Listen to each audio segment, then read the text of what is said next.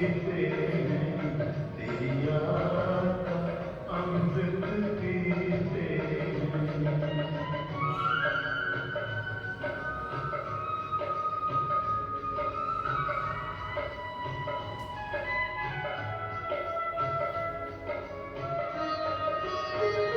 जो पल बीते तेरी यादों में, जो पल बीते तेरी यादों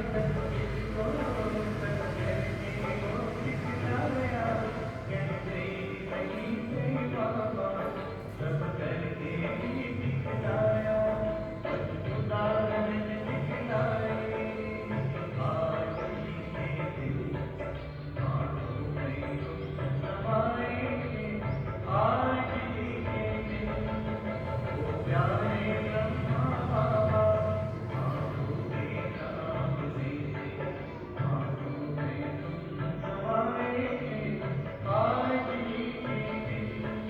ओ प्यारे ब्रह्मा बाबा, ओ प्यारे ब्रह्मा बाबा, ओ प्यारे प्यारे बाबा ब्रह्मा बाबा।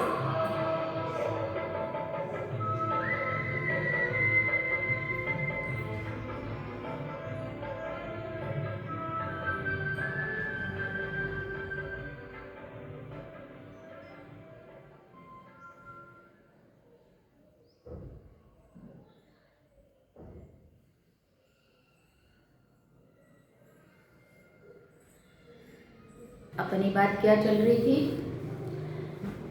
माँ बाप बच्चों के प्रति उनको इतना प्यार होता है, चाहे बच्चे भी हों, कैसे भी हों, कुछ कमाते हो नहीं कमाते हो, है ना, कैसा भी स्वभाव संस्कार हो, क्या भी हो, लेकिन फिर भी माँ बाप को बच्चों के प्रति प्यार होता है।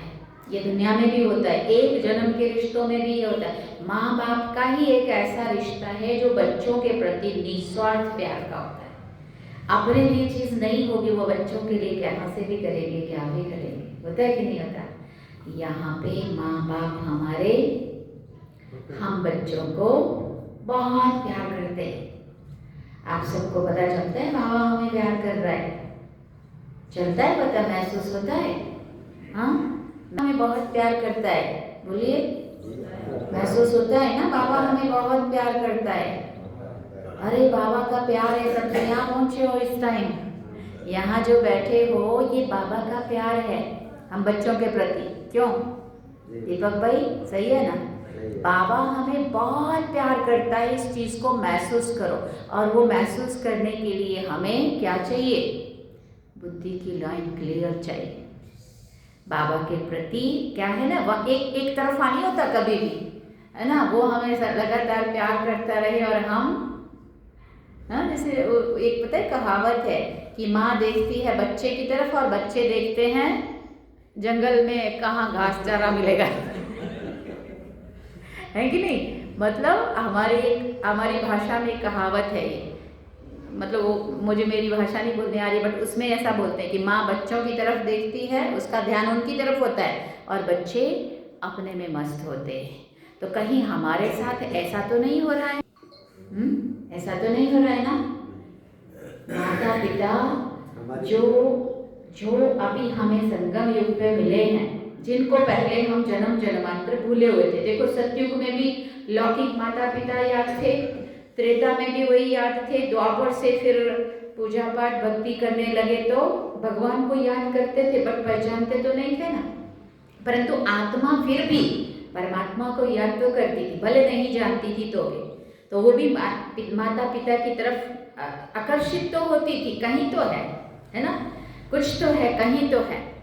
और जब कलयुग के अंत में हम पहुँचे तो आखिर बाबा की पहचान मिली संगम युग पे।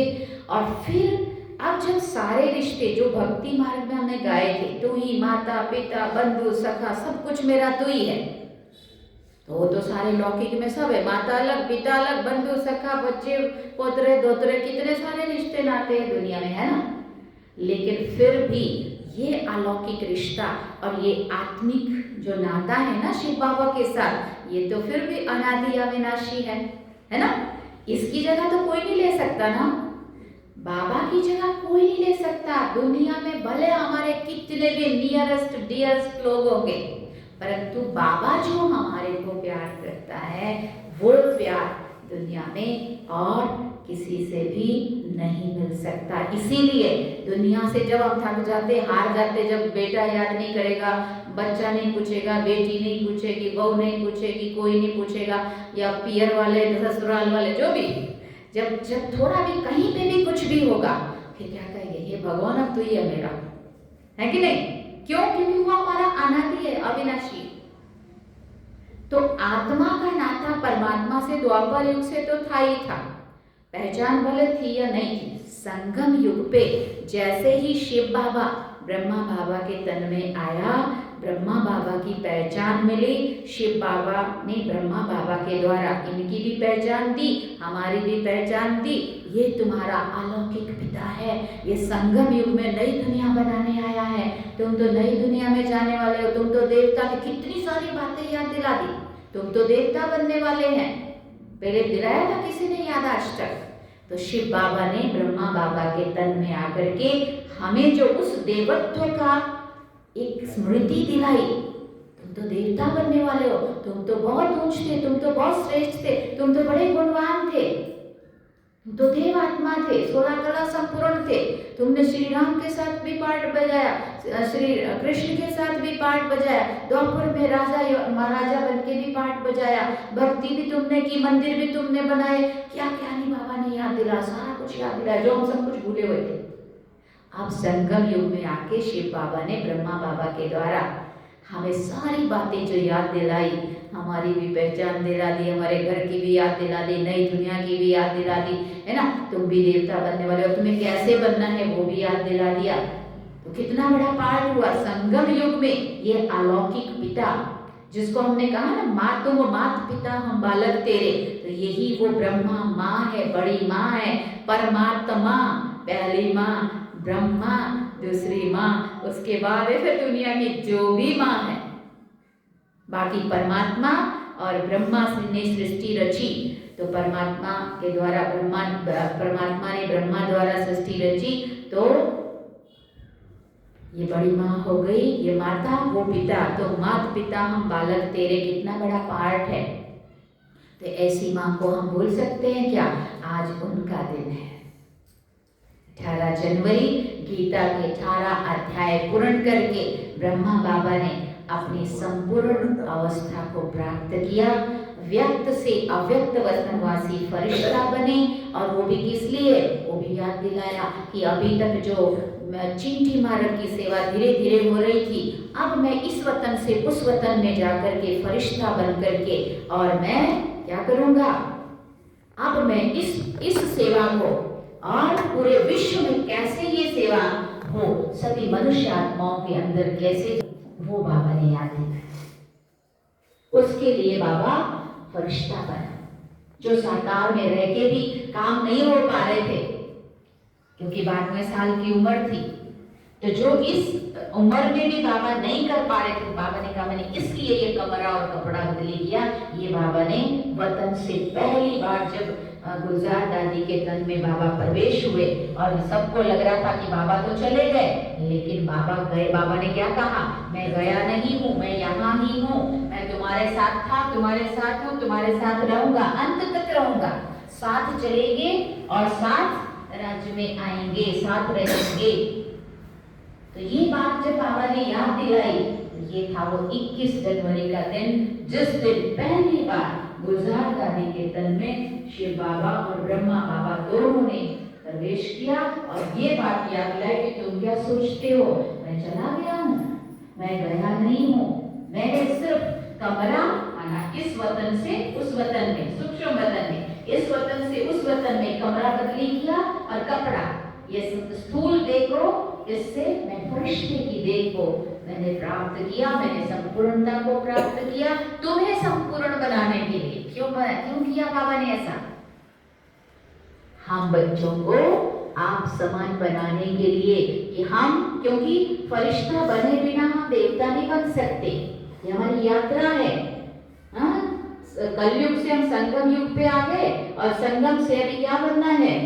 फरिश्ता बनना, ब्राह्मण सो फरिश्ता सो देवता। तो कितना ऊंचा लक्ष्य है।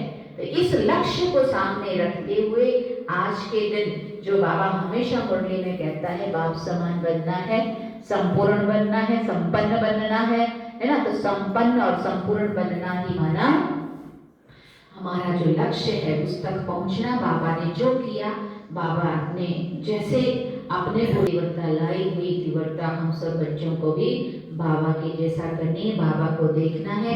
ना इधर साइड सीन, ना उधर साइड सीन सीनरियाँ देखते देखते लक्ष्य तक पहुंचने देरी हो जाती है। हम देरी नहीं करेंगे, समय बहुत कम है। देखना आप लोग याद करोगे, कोई कुछ कहता था, बाबा रोज मुरली में कहता था, मधुबन वाले भी कहते थे, बीवियां भी कहती थी, दादियां भी कह के चली गई। आपको पता है वतन में कितनी चहल पहल है अभी। वहाँ कुछ ऐसा नहीं है कि वहाँ तो इतना मजे कर रहे हैं सारे लोग और हम सबका इंतजार कर रहे हैं, ये कब आएंगे, हमें परम धाम का गेट खोलना है। अभी वो इस उसमें है, हमारा इंतजार करें। अभी जब भी वतन में जाते हैं भोग लेकर के, पहले तो ऐसा होता था बाबा अकेला ही दिखता था, है ना। वो कहीं कहीं से रिश्ते जो पहले की दादियां 2-4 गई है, लेकिन हम तो सारे के सारे ही चले गए, एक भी रिश्ते नहीं है। अब हम क्या सोच रहे हैं, हम सोचते थे भाई साहब हैं निर्भय भाई जी, वो भी चले गए, है ना।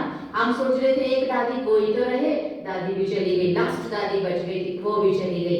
अब क्या है, अब संगम पूरा है, अब समय ज्यादा नहीं है, अब कम समय है, इसलिए कम समय को ध्यान में रखते हुए हमें अपने पुरुषार्थ में बहुत तीव्रता लानी पड़ेगी, रफ्तार को बहुत तेज करना पड़ेगा। अब नहीं तो कभी नहीं। भोजन तैयार है और अब मैं यहाँ ही अपनी वाणी को विराम दूंगी।